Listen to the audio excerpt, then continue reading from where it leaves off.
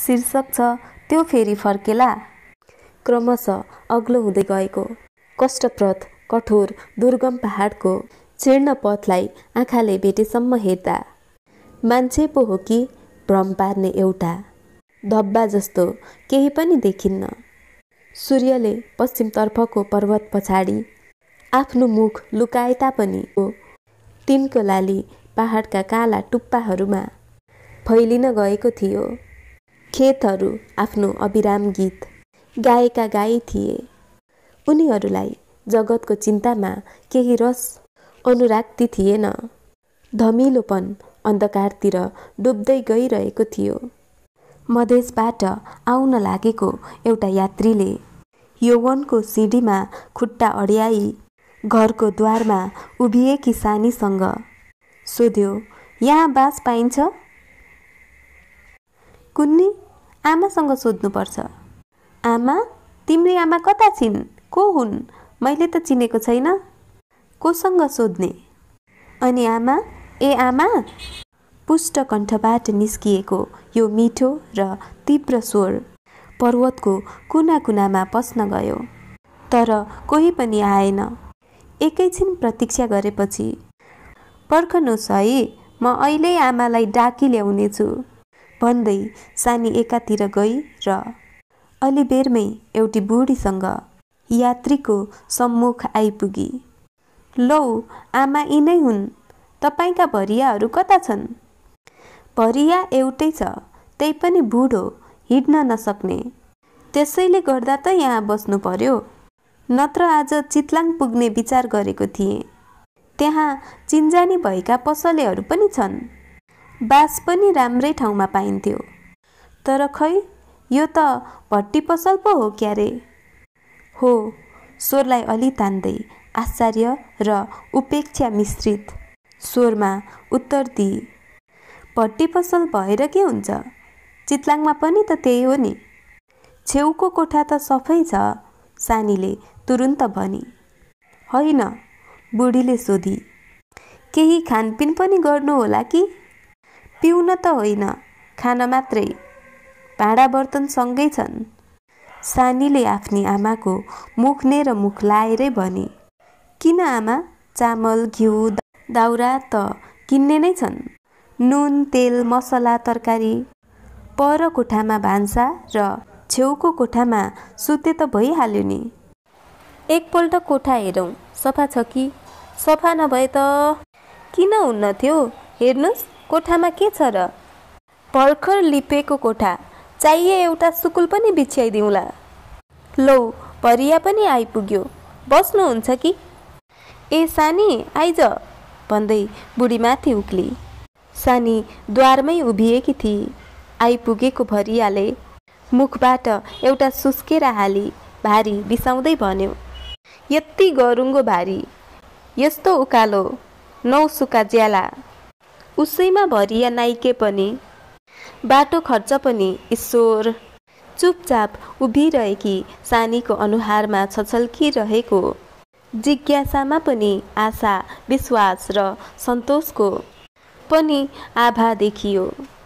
कोठासोठा हेरिसकेपछि यात्रीले त्यहीँ बस्ने निश्चय गर्यो र सानी पनि अलि स्वस्थ भई भरियाको सहायताले एउटा कोठामा सुकुल हाली भुइँमै आफ्नो ओछ्यान ओछ्याएर त्यसले अलिअलि निश्चिन्तको श्वास फेर्न लागेको के थियो। भरियाले भन्यो, लौ त अब जाउँ हजुर, थाकिराखेको छु, केही खानपिन पनि गर्नु पर्ला। खानालाई 2-4 आना दिनुपर्ने हो। ला भनेर यात्रीले 4 पैसा फ्याँकिदियो। एउटा सन्तोषको दृष्टि फाल्दै बुढो भरिया भुइँबाट पैसाहरू टिपी जान लागेकै थियो।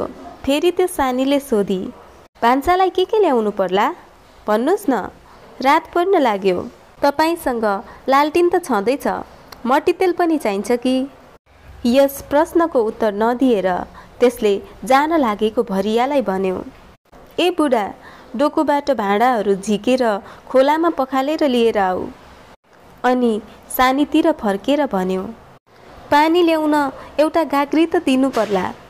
पानी पनि ल्याइहालोस्। अब यो पनि खानपिनमा लाग्नेछ। हुन्छ, म अहिले माथिबाट ल्याइदिन्छु। तर गाग्री सफा छ? लौ, गाग्रीमा के लागेको छ र? चित्त बुझ्दैन भने खोलामा माझेरै पानी ल्याउनु भनेपछि त भइहाल्यो नि।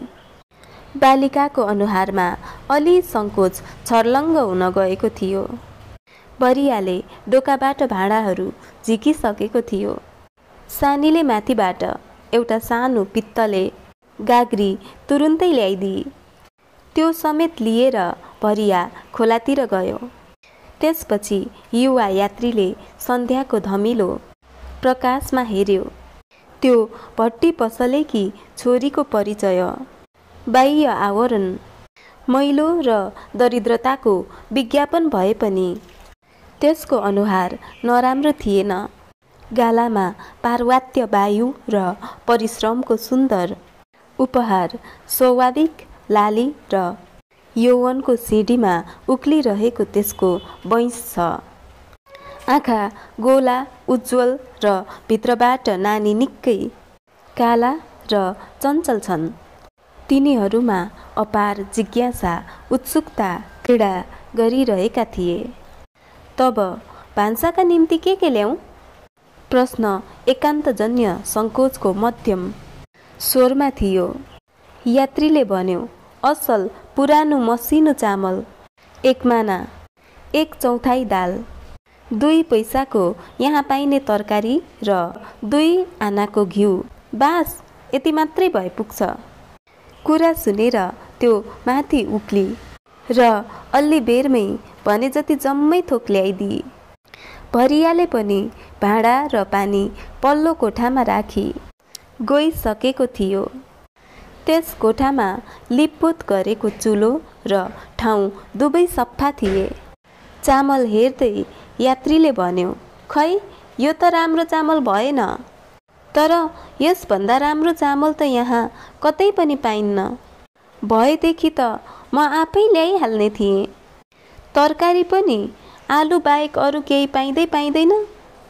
अलि हाँसेर यात्रीले भन्यो, ए त्यसो हो भने के लाग्छ, पाए जत्तिकैमा सन्तोष गर्नु पर्ला। अब म जाउँ त? सानीले सोधी। हुन्छ भन्दा भन्दै युवकलाई कुन्निकिन फेरि एकपल्ट त्यस सानीको अनुहारमा दृष्टि फेर्ने आवश्यकताको अनुभव भयो। दुवैका आँखा जुधे। बालिका लज्जावन्त भएर माथि उक्लन लागि, तर तुरुन्तै फर्किएर त्यसले अलि सहासको स्वरमा स्वाभाविकता ल्याएर सोधी, तरकारी पकाउनलाई भुटुन र दाउरा चाहिने छ?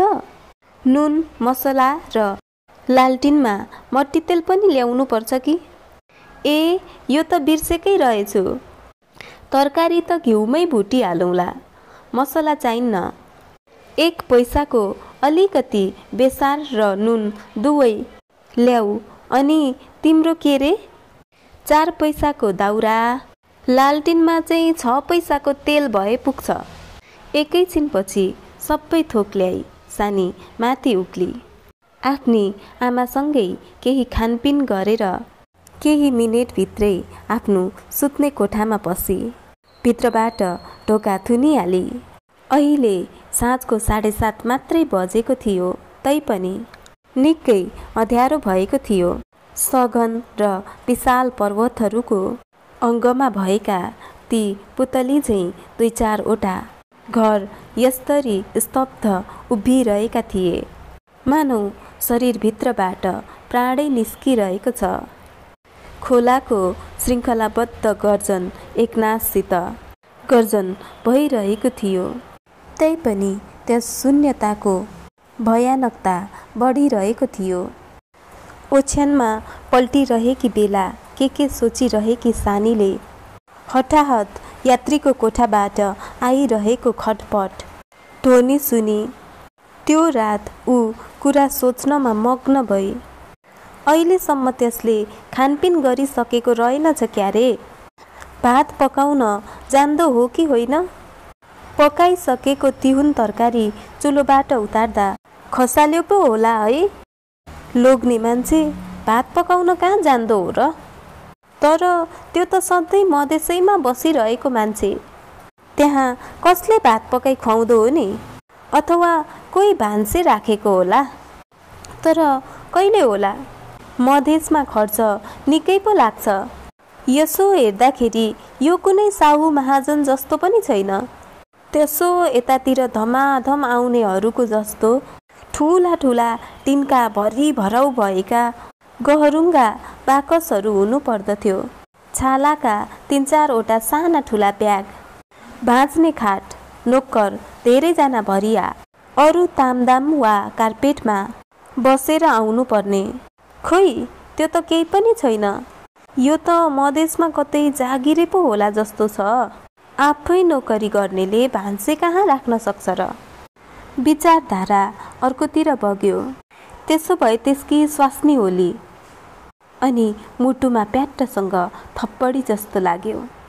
च्याप्प गरे झैँ त्यो आफ्नो अन्तरैमा निस्तब्ध भई बाहिर त्यही अविरल स्वरले गर्जिरहेको थियो खोलाको हर्र ध्वनि। जम्मा भइरहेका विचारहरू अलि विशृङ्खला जस्ता भए। त्यसले एउटा लामो श्वास फेरी, तर अवस्था एकछिन पख्तान पख्ता लोभ्याइराखेका कल्पनाहरूले फेरि छोप्न थाले। श्वास पर्यन्त अलि थामेर त्यसले सुत्ने प्रयत्न गरी। त्यो भातसात खाइ सुत्यो कि? तलबाट केही आवाज सुनिएन। त्यसो भए त्यो सुत्यो। तर यो त्यही खटपट। मुसाहरू होलान्। होइन, त्यही हो बिचरा अझ। तर अघि नै तर्सिसके ती। मुख सहानुभूतिहरूलाई विचारले समात्न साहस गरेनन्। एकैछिनपछि ओछ्यानमा जुरुक्क उठेर सलाई कोरी र सिरानतिरको खोपामा राखेको टुकी बाली, धूषणयुक्त क्षीर्ण प्रकाश अन्धकारमा छाम्न थाल्यो। टुकी लिएर बिस्तारै त्यो तल ओर्ली।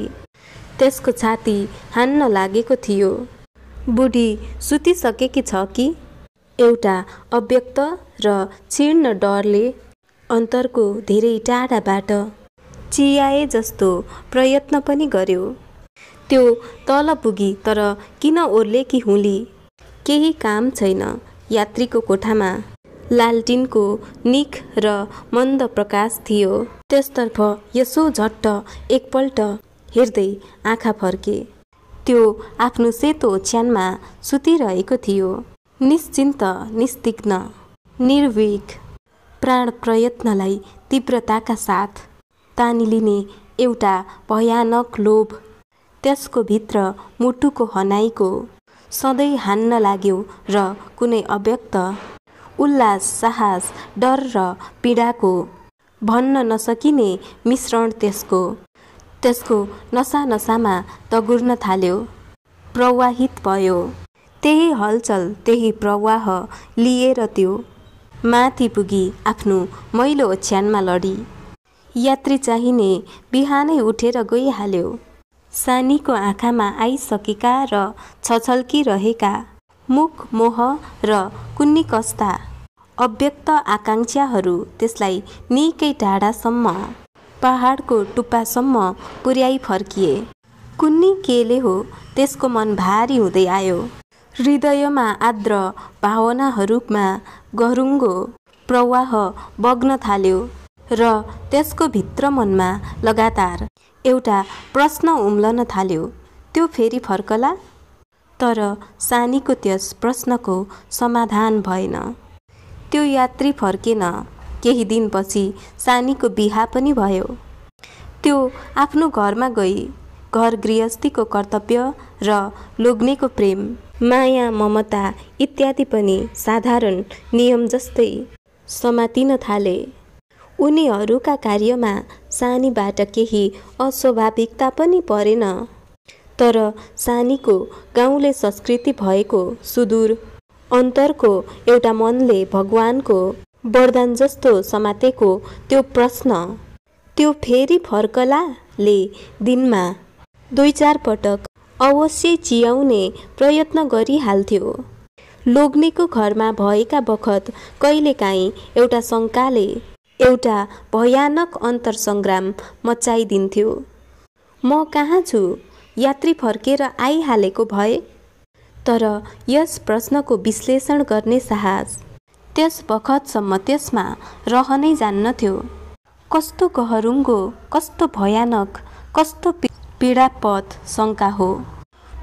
बरु यात्री कहिल्यै पनि नफर्क्योस्, त्यसको पथ हेर्दा हेर्दै यस जीवनको पनि अन्त्य भइजाओस्। तर सानीलाई नभेटी त्यो त्यसै गइहाल्ला भन्ने विधि विधानको स्वागत गर्ने शक्ति त्यसमा थिएन। त्यो तृष्णा, त्यो अनन्तकालीन प्रतीक्षा, त्यो दिनौँको अभ्यस्त निराशाको धक्का त्यसको सासमा मिसिसकेको थियो। त्यही त्यसको जीवन थियो, त्यही त्यसको जीवन क्रम। त्यसैलाई समातेर त्यो आफ्नो जीवन गृहस्थीको गृहिणी थिई, आफ्नी सासुकी बुहारी र पोइकी जोई।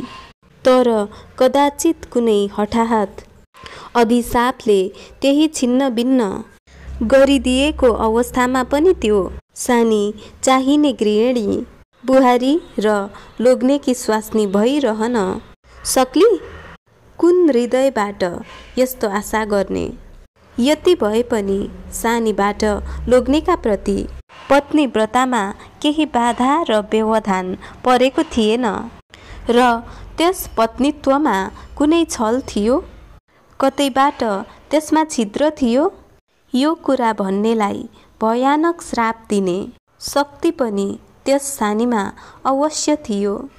नारीको विशाल हृदयमा बालकप्रति, आमा बुवाप्रति, माइतका साथीभाइको प्रति, पतिगृहमा सासु ससुरा जेठाजु देवर भतिजा आदि सबैको प्रति ममता रहन सक्छ भने सानीको हृदयमा त्यस यात्रीको प्रति पनि कुनै प्रतिध्वनि थियो। नारी चाहिँ पतिकी स्वास्नी हो, यो कुरा प्रदीप्त सूर्य झैँ सत्य छ, तर पत्नीत्वको हदसम्म मात्रै। किन्तु नारी एकमात्र पत्नी नै त होइन, त्यो पत्नीभन्दा बाहेक पनि कोही हो। बहिनी हो, बहिनी हो, बुहारी हो, दिदी हो, माइजू हो, आमा हो र यी सबैभन्दा पर नारी मूर्तिमाई ममता हो। समस्त जगतमा नारीकै समान ममता छरिन नगएको भए यो विशाल विश्व शुष्क रुख झैँ निर्जीव काठ मात्र रहन जान्थ्यो। जाने बखतमा यात्रीले 15 दिनमा फेरि फर्कनु पर्ला भन्ने कुरा गरेको थियो। त्यस 15 दिनको प्रतीक्षा सानीलाई अझसम्म पनि याद छ। 6-7 दिन एउटा भयानक उदासीनता, एकदम शून्यतामा समाप्त भएको थियो। 8औं दिनदेखि आजको दिनमा त्यो फेरि फर्केला भन्ने आशाले फेरि अलिअलि चियाउने प्रयत्न गर्यो।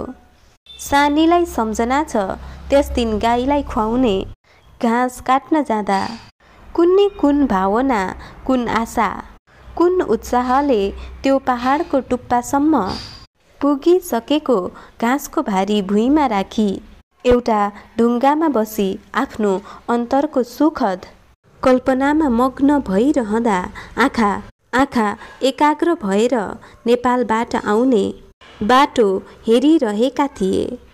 त्यतातिरबाट आउनेहरूलाई देख्न साथ त्यसको भित्री कल्पनामा एउटा उत्साह भरिन जान्थ्यो, अत्यन्त सुखद र प्राणप्रद। त्यस्तै आजैको दिन त्यो पनि संसारैको प्रसन्नता आफ्ना अङ्ग प्रत्यङ्गमा सञ्चित गरी आउला। आज पूर्व पश्चिमको प्रसन्नता अलिअलि हाँसोमा छरिदेला र फेरि एक दिन त्यही बास बस्ला। तर बास नबसेदेखि त छि, यस्तो दुष्कल्पना, त्यसलाई कति पनि असुविधा र दुःख म कहाँ परेको थिएन। मैले जम्मै काम गरिदिएकी थिएँ, राम्ररी पकाई खाई सुतेको थियो। किन नबस्नु? यस्तो प्रकारले नित्य नयाँ नयाँ कल्पनाहरूले त्यसको आशलाई प्रदीप त तुल्याउँदै दिनहरूलाई बिताउँदै गए। अन्तत त्यो चिर अविस्मृत 15औं दिन पनि आयो। सानीलाई सम्झना छ त्यस दिन बिहान हुनुभन्दा 3 घण्टा अगाडि राति नै त्यसको निन्द्रा खुलिहाल्यो। ढोका खोलेर एकपल्ट बाहिरतिर हेर्दा रात निकै नै बाँकी थियो। जुन टहटह लागिरहेका र आकाश स्वच्छ थियो। खोलाको हर हर ध्वनि उत्फुल्लताको स्वागत गान झैँ लाग्यो। भगवानको बास गर्ने आकाश आफ्नो निर्मल जुनमा हाँसिरहेको जस्तो प्रतीत भयो। 2-3 घण्टामै प्रदीप त सूर्य निस्कने छन्। पहाडहरूका टुप्पामा तिनका सुनौला किरणहरू फैलिन जान्छन्। यही दिन त्यसको आउने शुभोत्सव हुन्छ। त्यो आउला, भोलि नै त्यो आउला। बिहान हुने बित्तिकै त्यो हिँड्छ र सुखको भण्डार झैँ भई सानीलाई भेट्टाउला। धेरै बेरसम्म त्यो त्यसै विचारमा मग्न सुख कल्पना विभोर भएर बसिरही। अनि एउटा आत्तिए जस्तो लामो श्वास फेरि आफ्नो कोठामा गएर ओछ्यानमा उल्टे गर्न थाली। त्यसपछि बिहान पनि भयो, सूर्य पनि उदायो। सानीले उद्विग्न प्रतीक्षा पनि गरी। साँझ भयो, रात पनि पर्यो, तर 15 दिनको अत्यन्त उद्विग्न प्रतीक्षाको परिणामस्वरूप सानीले पाई। त्यो आएन। आँखामा आँसु, हृदयमा वेदना, प्राणमा अन्धकार, कण्ठमा भक्कानु र रोम पर्यन्तमा आर्द्र रुदन भरेर त्यस यात्रीको सट्टामा सानीले यही 4 अक्षरको स्वागत गरी आफ्नो मुटुमा बसाली। त्यो आएन। कठैबरी नारीको निर्मल हृदय तँमा उत्सर्गको परिमाण कति छ? उत्सर्ग गर्नलाई तैँले कति रस, कति माया, कति बन्धन र कुन्नी के सञ्चित गरी राखेकी छेस। त्यस्ता कैयौं 15 दिन बिते। जीवनमा र जीवनक्रममा आफन्त झैँ भिन्नता आइलाग्यो फेरि। त्यो आएन को सधैँ त्यो फेरि फर्केला कि भन्ने पनि सम्बद्ध भई अभ्यन्तर यात्रा गर्न थाल्यो। यस यात्राको विराम कहाँ छ, लक्ष्य कहाँ छ र अन्त कहाँ छ? जीवनको शेषमा कि त्यसभन्दा पनि पारी कुन्नी? क्रमशः अग्लो हुँदै गएको कष्टप्रद, कठोर, दुर्गम पहाडको जीर्ण पथलाई आँखाले भेटेसम्म हेर्दा मान्छे पो हो कि भन्ने भ्रम पार्ने एउटा धब्बा जस्तो पनि केही देखिएन। हुँदा युगैको परिवर्तन भयो। सानीकी आमा पनि अनन्तसँग भेट्न गइहाली। जहाँ गएर कोही पनि फर्कन्न। सानीले आफ्नो माइतकै घरमा त्यही पुरानो व्यवसाय थामी बसी। त्यो लोग्नेकै घरमा भएका बखत यात्री गइहालेछ कि भन्ने सानीको साह्रै सम्भावनीय शङ्काको ढ्याङ्ग्रो लाग्यो। त्यसपछि नेपालबाट लाखौं यात्रीहरू त्यही मार्खुको बाटो हुँदै तल मधेसतिर ओर्ले। तर त्यो यात्री कहिले त फर्केला? त्यसको निराश आशलाई डोर्याउने एउटा क्षीर्ण मसिनो धागोको छेउ प्राप्त हुन गयो र त्यसलाई त्यसले लम्ब्याउँदै गई। तर कति सुकुमार, कस्तो सुन्दर, कस्तो लोभ्याउने र कति लामो हुन्छ यो निराश आशाको मसिनो धागो। त्यस धागाको बदला कसैले त्यसको जीवन यौवन दुवैको धागो चाँडै तान्दै गइरहेको थियो। तर सानीलाई यसको पता थियो। त्यो त आफ्नो अतीतको मनोरम स्मृति केवल एक दिन मात्रको क्षणिक स्वप्नमा व्यस्त थिए। त्यो स्वप्निल सुकुमारता, त्यो मधुरीमा प्रथम यौवनको पहिलो उपहारमा कृतज्ञता स्वरूप त्यसले गरेको उत्सर्गको सार्थकता कहिले फेरि पनि आउला यही विधिलाई नित्य निरन्तर नयाँ तुल्याउँदै फेरि तहलाई राख्नमा नै त्यो व्यस्त थिए। त्यसलाई जीवनसूत्र तानेको थाहै कसरी हुन्थ्यो र? प्रेम जीवनको बाटो हो र उत्सर्ग त्यसको अन्तिम लक्ष्य। त्यसको लक्ष्यसम्म पुगेपछि पाइन्छ आफ्नो अस्तित्वको विलुप्ति। एक दिन साँझको बखत सानी आफ्नो पसल उठाइसकेपछि द्वारमा अन्यमनस्क भई उभिरहेकी थिए। त्यसै उभिरहेको अवस्थामा यसै शान्त क्लान्त सन्ध्याको धमिलोपनमा अनुरागको प्रतीक झैँ भएको थियो। त्यो यात्री तर आजै मात्र होइन कि जीवनका अनेकौं भग्न आकांक्षा, सुस्याइरहेको आशा, मुटुको उदासीन पीडाले त्यसले कतिपल्ट त्यसै द्वारमा उभिए आशाहीन व्यर्थ प्रतीक्षा गरी। तर त्यो नआएको नआए भयो। यस्ता जम्मै मिथ्या स्वागतको उत्तरमा त्यसले पाएकी थिए प्राणको तालबाट उम्लने एउटा निख आर्द्रता र गहभरी आँसु। आज पनि त्यो त्यसै उभिरही यात्रीको होइन कि त्यसको चिर परिचित त्यही आर्द्रता, त्यही आर्त मुख रदन र त्यही आँसुको प्रतीक्षा गरिरहेकी थिए र एउटा यौवन पारी पुगिसकेको मानव देहले त्यसको सामुन्ने आइपुगी सोध्यो, यहाँ बास पाइन्छ? हृदयमा बगिरहेको एउटा खत थामिन गएको जस्तो हुन लाग्यो। एउटा वज्र प्रहार झैँ अतीतको मुर्चुङ्गा हानिन गयो। पक्का आउनेको मुख हेरेकै भएछ। त्यो सानी, यहाँ बास पाइन्छ कि पाइँदैन? फेरि प्रश्न भयो। सानीको मुख एकपल्ट झन प्रदीप्त भएर तत्क्षणै कालो निर्जीव झैँ भइहाल्यो। त्यसले अन्तरिक्षतिर हेर्दै अत्यन्त कष्टसाथ भनी, पाइन्छ। भरियाहरू कता छन्?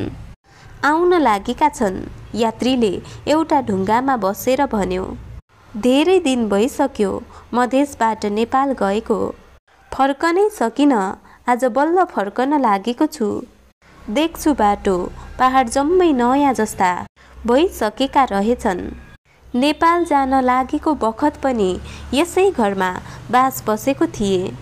आज पनि त्यो घर भएदेखि यसैमा बसौँला भन्ने विचार गरी घरबाट हिँडेको बल्ल आइपुगे। खोइ त्यो बुढी सानी चाहिने त तिमी नै हौ कि? वज्रदापी कठोर प्रलय भन्दा पनि तीव्र कोलाहलमय त्यस आउनेको उपर्युक्त कुरा सानीको अन्तरमा उत्रिन गयो। त्यो त्रस्त भइहाली। यतिका दिनको दीर्घ प्रतीक्षा, यस्तो रौँ कल्पाइराख्ने नैराश्यताको रुदनको अन्तरलाई यसरी सजिलोपनमा स्वागत गर्न त्यो तयार थिइन। उफ, मानव सानीको यस्तो जीवनव्यापी समस्त आकांक्षा, आशा, पीडा, रुदन, नैराश्य, तृष्णा, कल्पना, सुख दुःख र समस्त आह्वानको प्रतीक जम्मै तिमी नै हौ। यो तिमीलाई थाहा पर्यन्त पनि छैन। तिमी यो सजिलो प्रश्नमा, तिम्रो यो अप्रत्याशित आगमनमा, यो जीवनव्यापी कथा समष्टिमा एउटा नारी हृदयको के कति चूर्ण विचूर्ण भइसकेको छ। तिमी किन कसरी अनुमान गर्न सक्छौ? सुदूर क्षितिजबाट आएको ध्वनि झैँ सानीको मुखबाट निस्कियो। सानी मै हुँ। मैले चिनिसकेको थिएँ। तर तिमी त बुढी भइसकी छौ। आउनेले मुसु हाँस्दै भन्यो। बल्ल सानीका आँखा उग्रे। त्यसका अङ्ग प्रत्यङ्ग कसो खुम्चिन लागेको छाला देखेर बितेको दीर्घ समयको सम्झना भयो र झन् प्रत्यक्षमा त्यसले देखी यात्राको 3/4 पूरा भएपछि त्यसले पाइछ आशा समाप्तिको साथसाथै जीवन सन्ध्या पनि आइपुगेको रहेछ। दुनियाँ अर्कै भएको रहेछ। यस वर्तमानसँग त्यस सानीको कुनै प्रकारको सामञ्जस्य रहेनछ। आशाले आजसम्म बुद्धिलाई धोका दिइरहेको थियो। सानी शिथिल क्लान्त झैँ हुन गई। उभिरहनमा शरीर साह्रै नै गलेको जस्तो भान हुन लाग्यो र त्यसै द्वारमा थचक्क बसी। बिहान हुने बित्तिकै त्यही अतीतकै जस्तो यात्री फेरि हिँडिहाल्यो। त्यसै दिनदेखि त्यसको जीवनको उद्देश्य हरायो। त्यसले अझसम्म आफ्नो अन्तरमा समाती आफ्नो आशामा झुन्ड्याइ राखेका त्यसका उमङ्ग उत्साह र यौवन पर्यन्तलाई यात्रीको त्यही एउटै वाक्यले खाइदियो, तर तिमी त बुढी भइसकिछौ। त्यसपछि त्यो नारी, त्यो जीवन पर्यन्तको मुख आशा, त्यो आफैमा भइरहने गहरुङ्गो वेदना, त्यो सानी आफ्नो दीर्घ प्रतीक्षामा आफैमा समाप्त भइहाली। तर त्यति मात्र होइन, प्राणभन्दा पनि बढ्ता माया गरी तह लाइसकेको त्यसको जीवनव्यापी परिचित प्रिय त्यो प्रश्न पनि एउटा भयानक विषदको अन्धकार नितृप्त हुन गयो। त्यो फेरि फर्कला? धन्यवाद। अहिले हामीले कक्षा 11 को अनिवार्य नेपाली विषयमा राखिएको कथा वाचन गर्यौं। यदि तपाईलाई यो कथा मन पर्यो भने कथालाई लाइक र शेयर गरिदिनुहोला। त्यस्तै गरी हामीले हालेको भिडियोहरू छिटो र छरितो रूपमा प्राप्त गर्नका लागि हाम्रो च्यानललाई सब्स्क्राइब गर्नुहोला र नजिकै आउने बेल आइकनमा पनि क्लिक गर्नुहोला भन्दै आजको बसाइबाट म मुना भट्टराई पनि बिदा चाहन्छु। हवस् त, शुभ पल।